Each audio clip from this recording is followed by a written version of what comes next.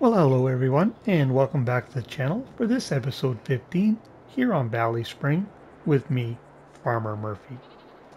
Well, no, it is not winter. It is actually April 1st around here, and as you can see, we still have snow covering all the fields. Now, interestingly enough, in December, January, and February, we did not have any snow-covered fields, but in March and April, the snow has never left, which makes it hard to do spring work.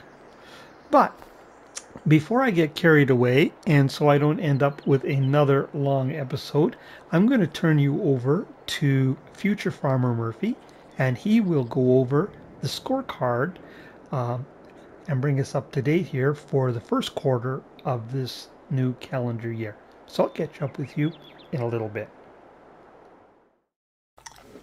Why, thank you, past Farmer Murphy, for not forgetting about me for once. But this will be pretty short and sweet. We are in month 20 out of 60, so we're a third of the way through. As far as animals go, our pigs are up 10 to 50. Our sheep are up 140 to 374. As for feed on hand, cows were down to 7 months, pigs were at 12 months, and sheep were at 9 months. So we're in no danger there. Our greenhouses, we simply added 3 months of production to each of those. Wheat, corn, canola, and sugar beets. We haven't started the strawberries yet. And then for productions, after 3 months of additional production time, we're able to call the bottled milk as being done, the planks, and the clothes. And that means that those are all now on selling, and it meant that we were at like 50% full or more. And in the case of the bottled milk, for example, we filled the entire thing up in 1 month. So we can call all those as good. And so we're still waiting on the wood chips and the digestate as far as productions go. And lastly, nothing to report on the custom crops. So that is it as of the end of March. We will catch you again at the end of June for another update. Well, I don't think there were any surprises there. Possibly the only thing that was a little surprising was the increase in the sheep. That was a pretty good bump those guys had. So we'll take it. We certainly can use it. We were slowly falling behind on our wool production just a tiny little bit. But we were chewing up our surplus. But I took a look. We should have 60 new sheep. Sorry, let me rephrase that. We should have 60 sheep that will be new to wool production this month. So that should be more than enough to shore that up. So we should be in good shape there, I would think. Now, we did buy a couple used pieces of equipment. In January, we bought this planter here, a 6-meter planter. And last month, the big Veltra came up for sale used, so we did purchase that as well. I think it has 18 hours on it, 18.7. So that's actually right in line with our other tractors, actually. And like I said, I wanted this big boy here to do the slurry spreading because our other tractor was struggling with that. But those are the only new additions. So let's take a look at the financials for a minute. Okay, what I wanted to take a look at here was mostly our revenue per month. A couple other just interesting things. You can see our contract income, that's fourth up from the bottom, was 0, not surprisingly, because it's wintertime. And I bet you there's still no contracts. No, because of the snow on the ground. Our biogas plant income has been fluctuating, and that's because I ran out of sugar beets, so I couldn't keep it running full time. So we're down to about half a month is about all the cut sugar beets we have. So it's fluctuating a little bit right now. But the big thing I want to look at is the total income.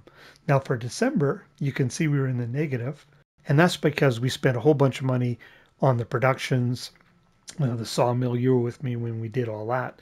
So That's the reason for that one. In January, we were at almost 359,000 to the good. And that's the month I bought the planter. It was 35,000, so we were almost 400,000 in January. Then in February, we were down to 327,000, and then in March, we're down again. Now it shows 166. It isn't quite that bad because I bought the tractor in March for 150, but we're down to 316.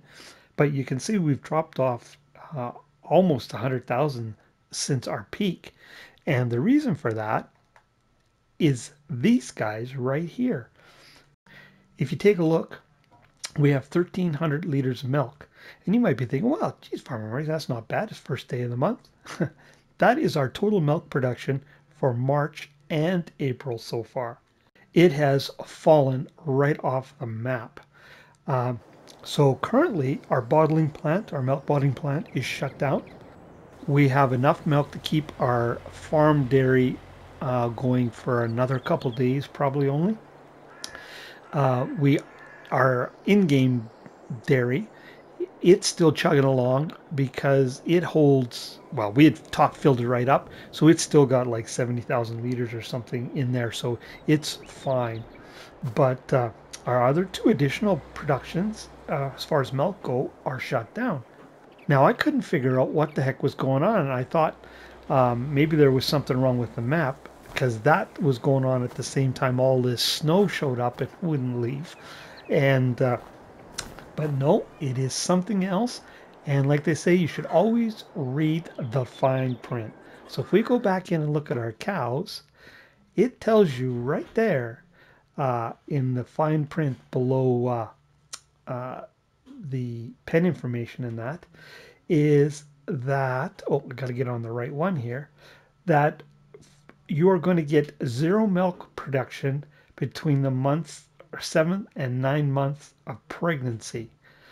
So because we did the map update and our herd is all exactly the same age, they all quit giving milk at the same time. So it just dropped to nothing. So, and we're going to have to deal with that for a couple more months, unfortunately. Now, if we hadn't updated the map, our herd age was a little bit more dispersed.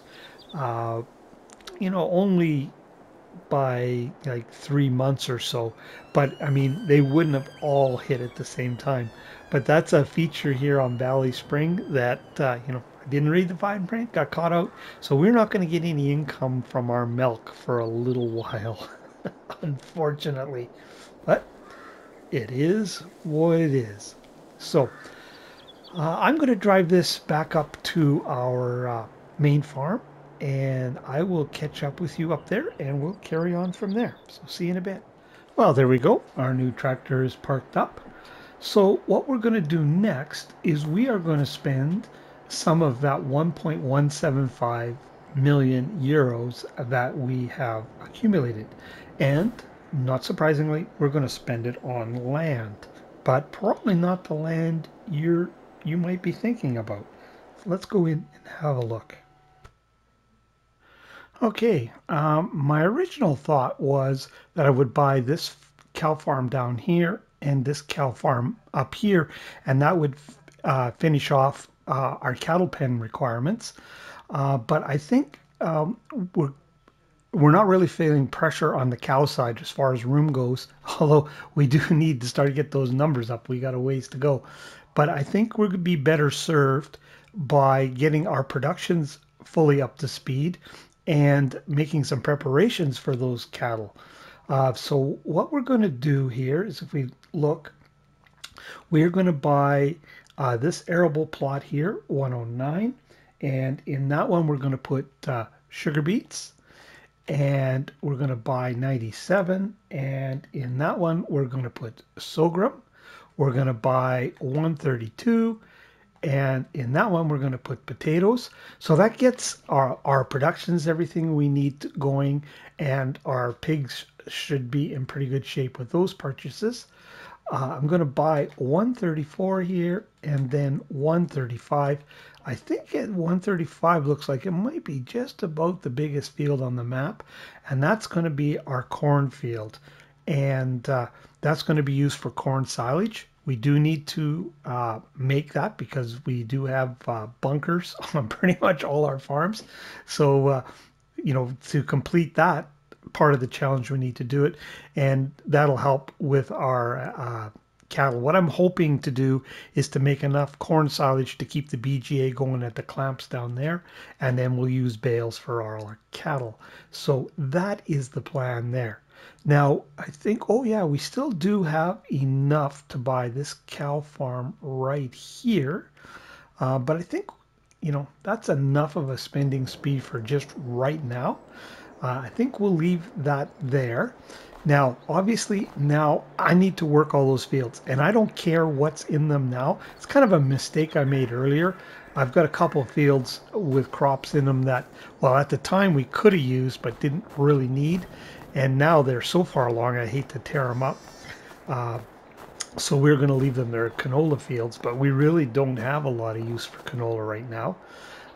So I don't care what's in those fields. Long story short here, I'm going to rip them out, and I'm going to put the crops in I said.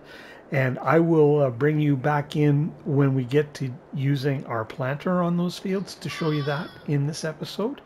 But other than that, all the other field prep, as soon as this snow leaves, I'm going to go ahead and do.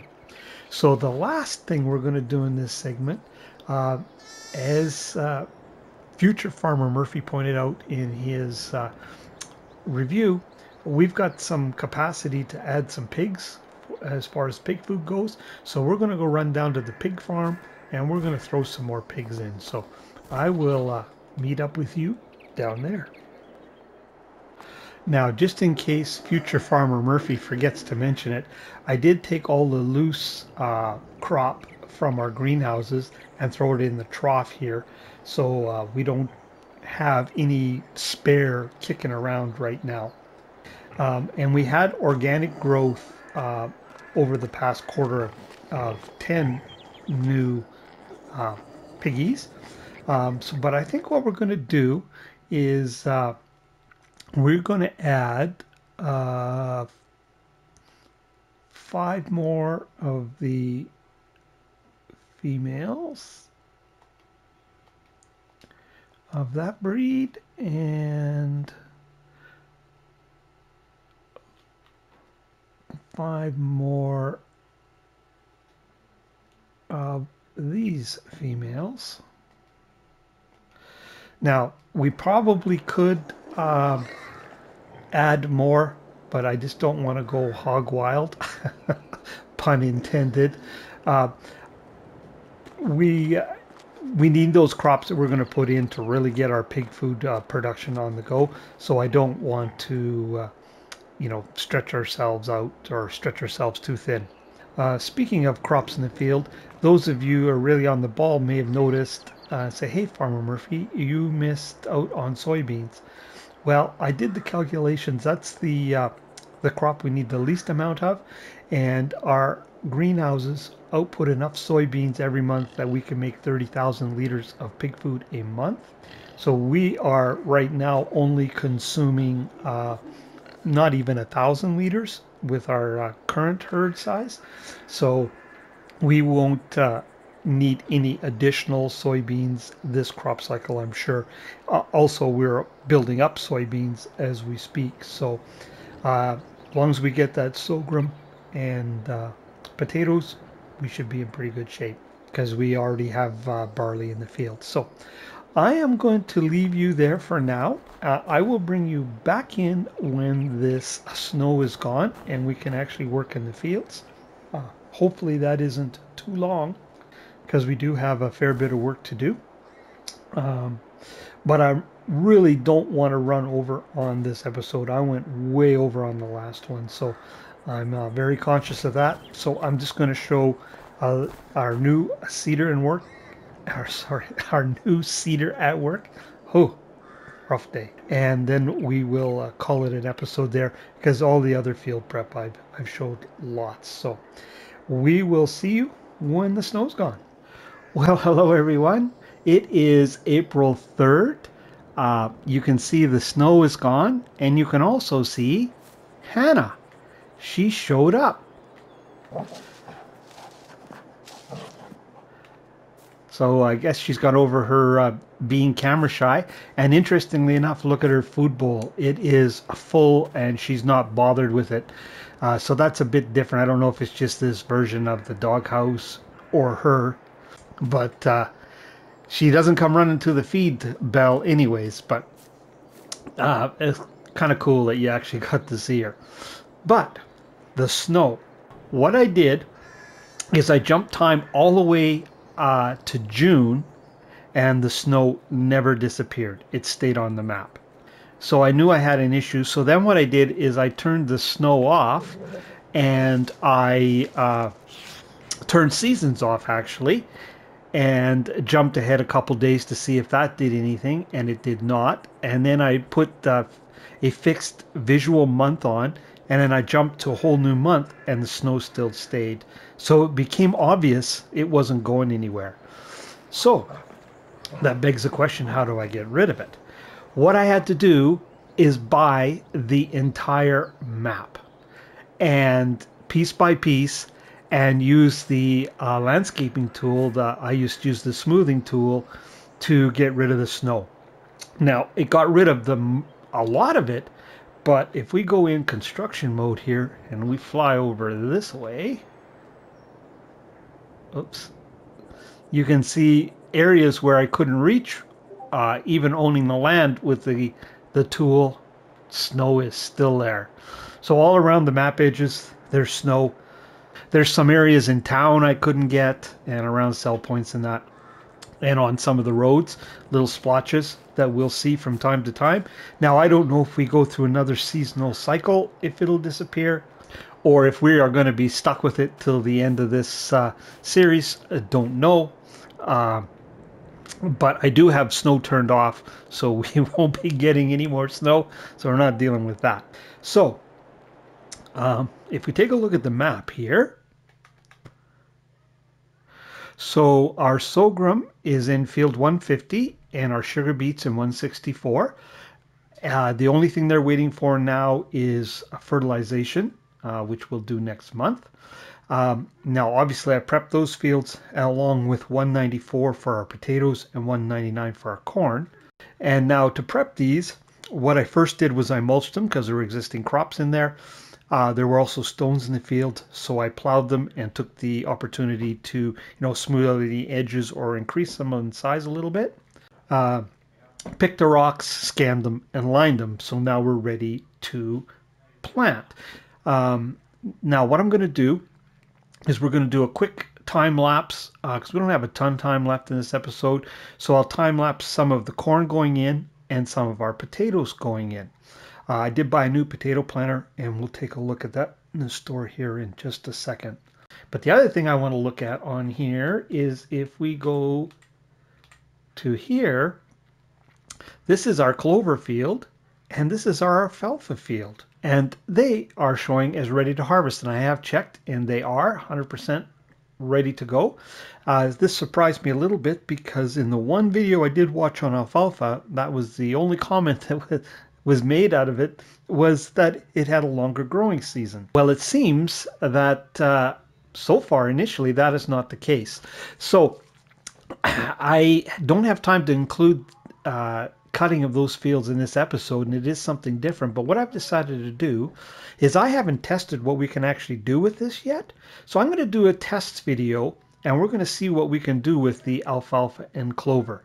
Now, based on that test, the alfalfa field may stay. That was originally a grass field, and if it's useful to us, we may just leave it.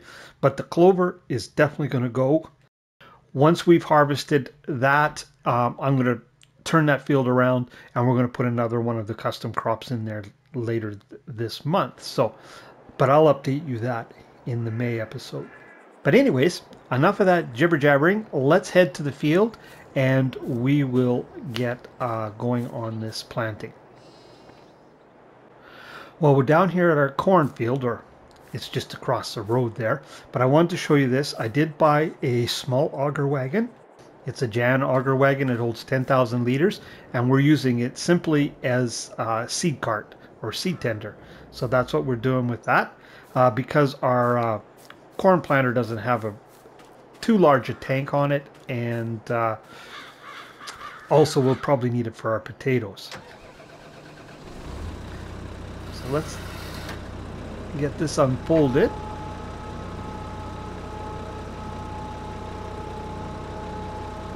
So we bought this used, as you may recall. I just want to I'll show you the covers opening up. That's pretty cool how that works. Because I don't know if we'll be filling it during the time lapse, but if it was, it would happen pretty fast. You may not catch it. Oh, we forgot about the potato planter. Just hang on here. And like I said, we bought a potato planter. I bought it new and nothing had come up in the store used.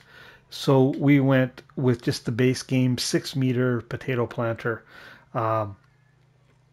Most of our equipment is 6 meters, and we're going to be doing potatoes every crop cycle, so decided to go with the big one. All right. I think we'll turn this, I'll quit yabbering, and we'll get on with the time lapse, and we'll catch up with you again when the fields are all done. So, see you then.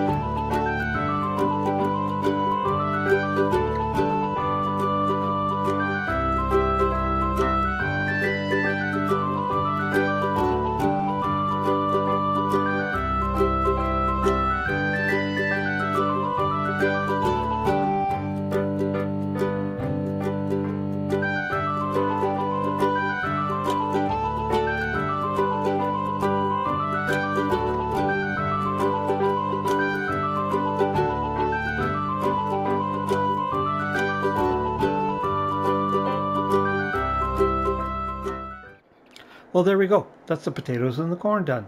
The potatoes actually were done twice because at the end of that time lapse you just watched, when I jumped out to do this record I'm doing right now, my game crashed. Of course, I hadn't done a save, so I got to do the potatoes all over again. Twice the fun. Some of you may have noticed during the corn planting time lapse that there was a tractor change after I refilled the planter, and that's because I was using this one, our 300 horsepower Valtra, but I was getting a fair bit of wheel slip, so I thought I'd try the big guy, the 400 horsepower one, to see if that improved things, but it really didn't. I could have just as easily carried on with that one, but anyway, that's why I brought this one back down here to do the potatoes. But we are out of time for this episode, and we still have 2 custom crops that we haven't harvested. And I did want to show some of that. And my original thought was to tag it on the front of the May episode, and then I thought better of that, and I've already mentioned that I'm going to do a test video on those crops because I really don't know what we can do with them here on this map. And I went poking around kind of looking for the answer online and wasn't satisfied with the answers I found, so I thought, you know what, we'll do a test video. And my big question is, can we use them to feed the animals like we're using the grass right now, either in hay or silage? So we're going to test it and find it out, because I did learn from what I poked around, it was kind of can be map dependent, and we know this map has thrown us a few curveballs. So we'll do that test video. That'll fall between this, the April video, and the next one would normally be May. So that one will be in there kind of as a bonus. So we'll look at those there, and so if you're interested or curious, you'll get to see that work. It won't get missed. But for this episode, we got to call it a day, so to speak. So if you're still with me, really appreciate you watching. If you haven't already, I encourage you to hit that like and subscribe button. And don't forget about that old notification bell if you want to see when other content like this lands. But for this episode here on BallySpring, it's Farmer Murphy signing off.